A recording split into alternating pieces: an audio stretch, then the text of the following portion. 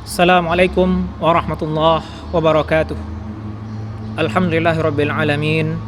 Nashhadu an la ilaha illallah wahdahu la syarikalah wa nashhadu anna Muhammadan abduhu wa rasuluh. Allahumma salli wa sallim ala rasulikal Mustafa Muhammad. Rabbi shrah li sadri wa yassir li amri wahlul 'uqdatam min lisani yafqahu qawli.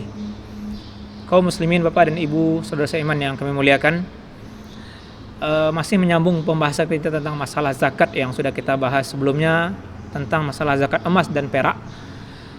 Bahwasanya mata uang kita kontemporer, mata uang kertas atau fulus, khususnya rupiahnya di Indonesia, maka nisabnya disamakan dengan nisab emas. Dan kita sudah bahas di pertemuan terdahulu bahwasanya hasil penelitian museum, 20 dinar itu, 1 dinar beratnya adalah 4,25 gram.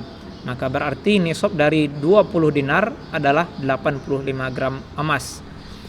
Pertemuan ini kita mengambil suatu pembahasan yang juga kontemporer, tidak ada secara spesifik di pembahasan fikih klasik, walaupun tentu saja kaidah umumnya sudah ada, yaitu tentang masalah zakat profesi atau zakat al-mihan al-hurrah. Di sini kita dapati beragam pendapat para ulama, karena ini memang masalah yang termasuk baru terjadi mungkin hanya di zaman kita sekarang, lebih kurang 20-30 tahun belakangan ini pembahasan itu ada. Maka ada ulama yang mengatakan tidak ada dan tidak wajib zakat profesi. Kenapa? Karena tidak ada di zaman Nabi. Tidak ada di zaman Nabi, maka tidak ada. Sebagian lagi berpendapat zakat profesi itu ada dan mendalilkan wajibnya dengan mengkiaskan, menyamakannya dengan zakat pertanian. Dan sebagian lagi kita dapati ulama berpendapat bahwasanya zakat profesi itu wajib dan didalilkan kepada menyamakan dengan al-mal al-mustafad. Kami pribadi dari beberapa referensi yang kita punya tentang pembahasan zakat profesi lebih cenderung kepada pendapat ketiga ini, bahwasanya zakat profesi itu wajib didalilkan kepada mal mustafad. Nah, sekarang apa itu mal mustafad? Mal adalah harta, mustafad terjemahan kita yang difaedahi, harta yang diperoleh karena menjadi faedah bagi kita, mungkin sebagai hasil dari harta yang sudah ada sebelumnya, mungkin diraih karena sebab yang ditentukan oleh Islam, di antaranya waris misalnya. Maka itu adalah mal mustafad, harta yang difaedahi oleh sebab tertentu. Nah, kelompok ulama yang mewajibkan zakat profesi dengan mengkiaskan, menyamakannya kepada mal mustafad, di antaranya didalilkan kepada keputusan khalifah pertama dari Bani Umayyah, sahabat Nabi Muawiyah radhiyallahu anhu, Muawiyah bin Abi Sufyan. Beliau sudah mengambil keputusan mewajibkan zakat dari gaji tentara. Maka melihat ini jelas sangat sama dengan model kita sekarang, adanya gaji yang diterima per bulan, ada yang gaji mungkin diterima per pekan. Maka disamakanlah peristiwa profesi-profesi hari ini dengan yang terjadi di masa Muawiyah bin Abi Sufyan. Bahkan lebih luas lagi kita dapati riwayat dari khalifah yang dianggap sebagai khalifah kelima dari Khulafatur Rasyidin, Umar bin Abdul Aziz rahimahullah wa radhiyallahu anhu. Beliau memperlapang tentang pembahasan wajibnya zakat ini. Beliau adalah seorang yang soleh, bijaksana. Di masa kekhilafahan sebelumnya ada yang negara menyita mungkin harta rakyat.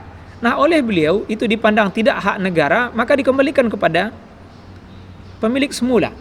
Bagi pemilik semula itu menjadi harta baru, sesuatu yang sudah lama dianggap tidak miliknya kemudian menjadi miliknya kembali karena dikembalikan oleh seorang yang soleh, seorang pemimpin yang soleh.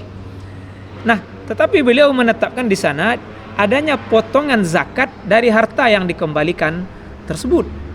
Ini adalah bagian dari begitu luasnya pembahasan zakat dari mal mustafad, karena itu memang menjadi harta yang difaedahi, mendapat faedah dari kesolehan, kebijaksanaan seorang pemimpin. Maka inilah dalil yang umum dipakai sekarang tentang wajibnya zakat profesi.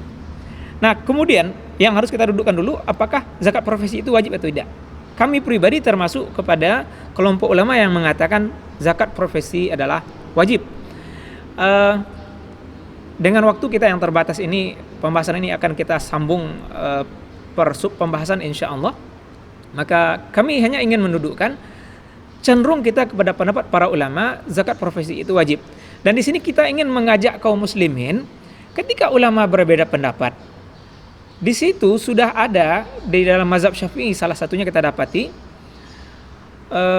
Imam Suyuti rahimahullah dalam kitab Al-Asbah wan Nazairnya membuat sebuah kaidah al-khuruju minal khilaf mustahab. Keluar dari perbedaan pendapat adalah sesuatu yang disukai dan disunnahkan. Maka kalau kita lihat dengan pola ini, umum para ulama berpendapat ada yang mengatakan tidak wajib.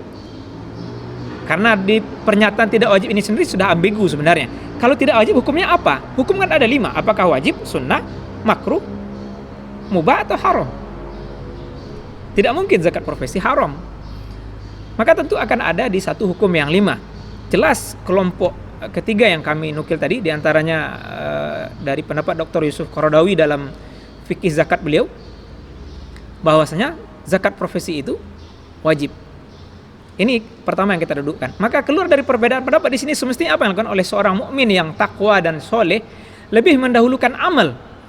Kalau ada yang mengatakan tidak wajib, ada yang mengatakan wajib, maka yang lebih aman adalah beramal. Sebagaimana kita dapati kami waktu kuliah di Mesir, di salah satu masjid ada imam yang menyampaikan begini, apakah batal wudhu karena tidur atau tidak?